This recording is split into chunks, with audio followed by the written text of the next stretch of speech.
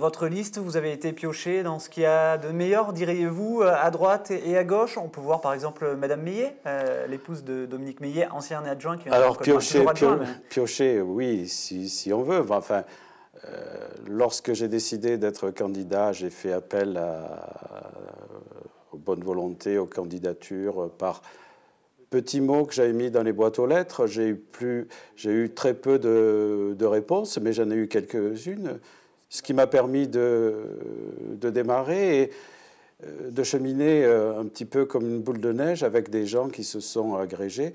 C'est vrai qu'il y a eu j'ai eu du mal à constituer cette liste pour avoir les 43 noms. Enfin, j'ai même dépassé ce nombre-là.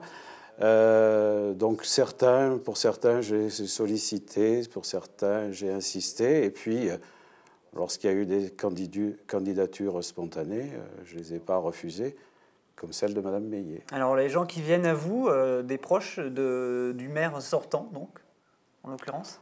Des proches du maire sortant, Mme Meillet et l'épouse de Dominique Meillet, qui était adjoint au maire de Gap. C'est la seule personne que je considère qui était proche du maire de Gap. J'en vois pas d'autres. Un adjoint qui est encore en place, mais qui a été conduit, on va dire. Oui, je crois savoir qu'il a été conduit.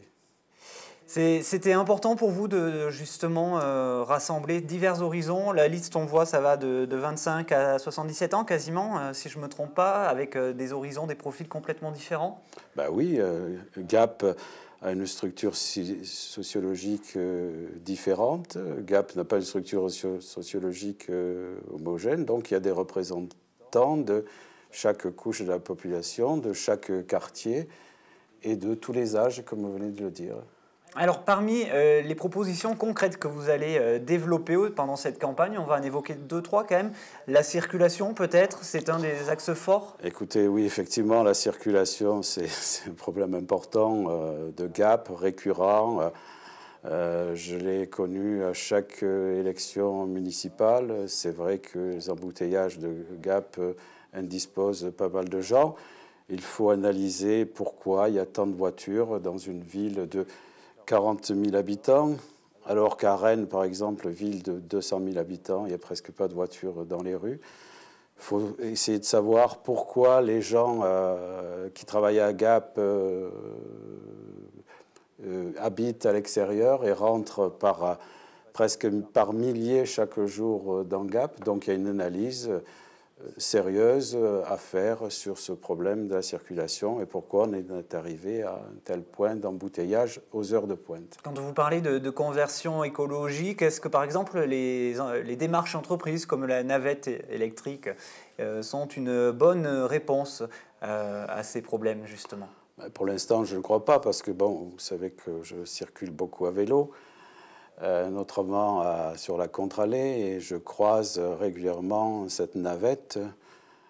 J'essaye de voir combien sont de personnes dans cette navette. Il n'y a jamais plus de 3 ou 4 personnes, donc c'est l'équivalent d'une voiture. Donc cette navette, si on en fait le bilan au 31 mars, comme c'est prévu, je crois qu'elle n'aura pas changé grand-chose. Vous faites partie de ces personnes qui se sont fait peur en vélo, puisque la navette est silencieuse, elle emprunte la contre-allée. On a eu des gens qui nous ont dit c'est quand même assez dangereux finalement. Oui, dangereux, mais enfin, elle ne fait pas de bruit, mais on la voit. Donc si on n'est pas aveugle, on la voit, on s'écarte.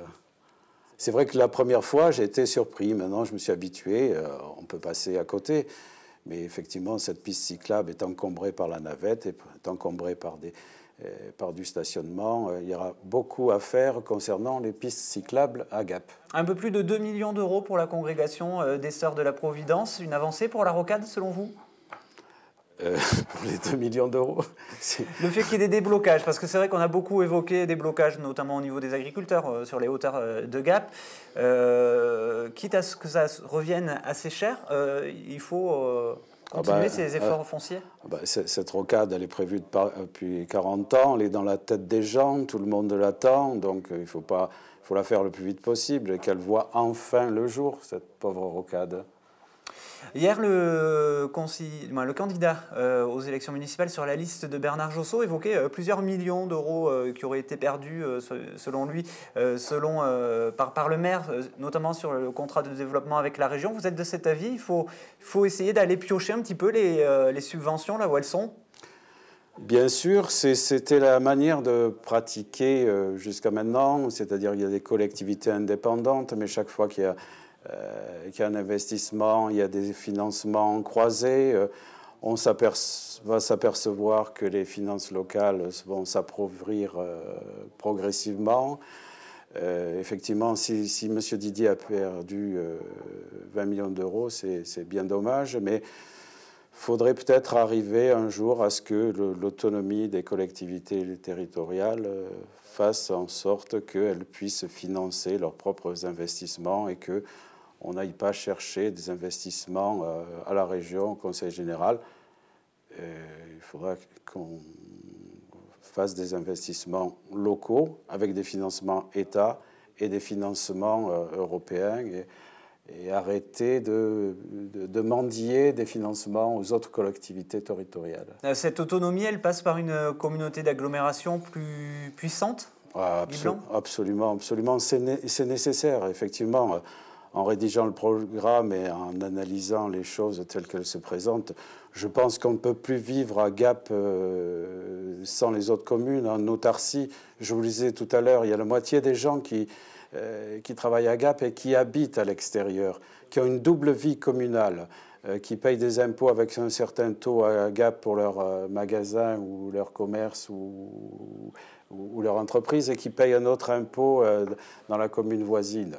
Il faut absolument harmoniser, homogénéiser tout ça. Je crois qu'il faut qu'on fonctionne avec toutes les communes voisinantes et pas seulement avec Pellotier et la Fressinouse, bien sûr. Et Pellotier, vous voulez aménager un petit peu mieux le plan d'eau, c'est ça également? Eh ben, c'est une idée que j'ai eue depuis longtemps. J'en avais parlé au maire de Pellotier, au maire de la Fressinouse, que je connais bien. Effectivement, le plan d'eau de la motte flottante appartient au canal de Gap.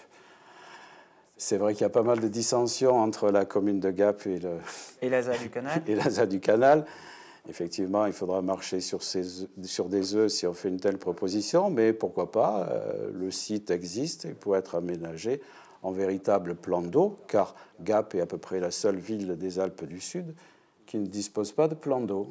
Quels sont les changements prioritaires à mettre en place, par exemple, pendant la première année, si vous êtes élu comme maire de Gap? Qu'est-ce que vous mettriez en place en priorité? Alors, en priorité, moi, ce qui me touche le plus, ce qui me chagrine le plus, c'est l'urbanisation diffuse de cette ville.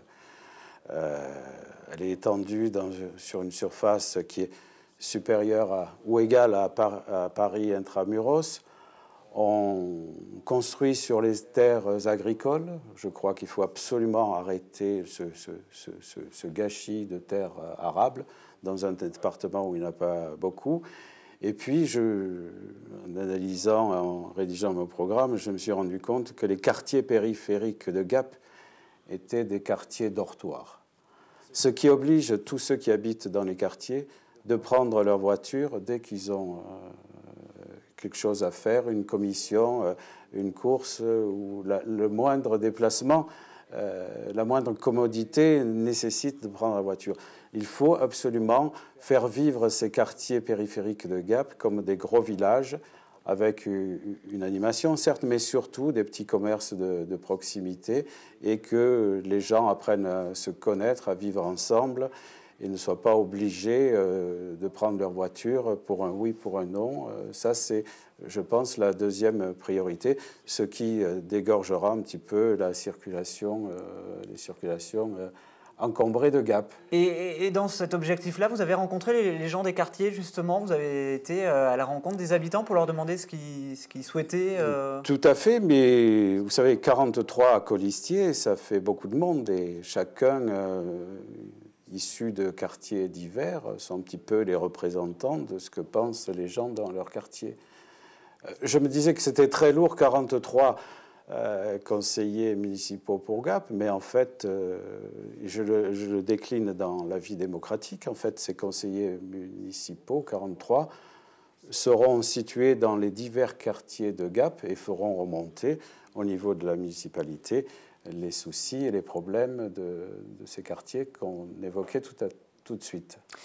Vous en laissez certains de marbre, comme hier notre invité.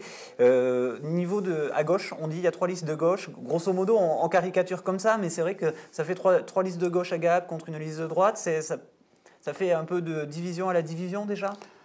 3 listes de gauche, non, je ne crois pas, puisque moi je me situe, je l'ai dit la dernière fois, je suis à égale distance de M. Josso et de M. Didier. Les gens ont vu que j'ai tout au long de ma vie siégé à gauche, mais une gauche indépendante et modérée.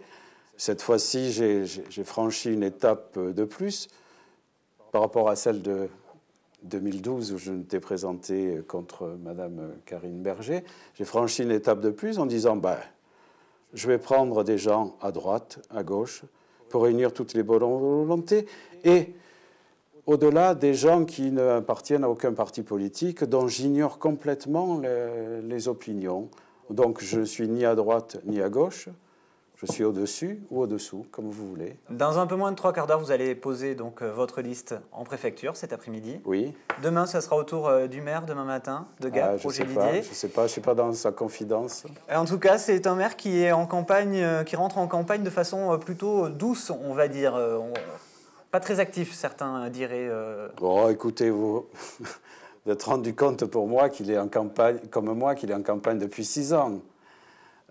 Son Gap Magazine est chaque fois, disons, une véritable campagne électorale permanente. Dans son Gap Magazine, il parle que de lui. Il montre que des photos de lui. À un certain moment, je m'étais amusé à compter le nombre de portraits de M. Didier dans chaque magazine. Il y en avait entre 15 et 20. C'est presque un culte de la personnalité. Avec le summum qu'on vient de voir à Boulevard Charles de Gaulle, une immense photo de la face de M. Roger Didier. Non, il est en campagne depuis toujours, M. Roger Didier. Récemment, il a fait le tour des écoles sous prétexte qu'il allait parler des rythmes scolaires. C'était vraiment une campagne électorale. L'autre jour, il y a 2 mois, il a inauguré un chemin piétonnier de 50 mètres en invitant la presse. Si c'est pas de la campagne électorale, alors je me demande ce que c'est. Et le candidat socialiste, Bernard Josso, je vous laisse, qui est soutenu par Karine Berger, c'est un plus, par exemple, d'avoir une députée, même si les dernières études montrent qu'elle est peut-être un peu moins active que Joël Giraud au niveau national. S'il a mis en 2e position, c'est qu'il doit considérer que c'est un plus. Peut-être les gars pensent pas la même chose, je ne sais pas. Et vous ? Au sujet de Mme Berger ? Au sujet d'appuis nationaux, éventuellement. Est-ce que c'est important sur une liste ? Appuis nationaux, vu le contexte actuel, vu la cote de popularité du gouvernement de M. Ayrault, je ne pense pas que ça va être un plus. On va suivre bien évidemment toutes ces semaines qui restent encore avec donc les 4 candidats en lice, 4 listes à Gap. Merci Guy Blanc. Merci à vous.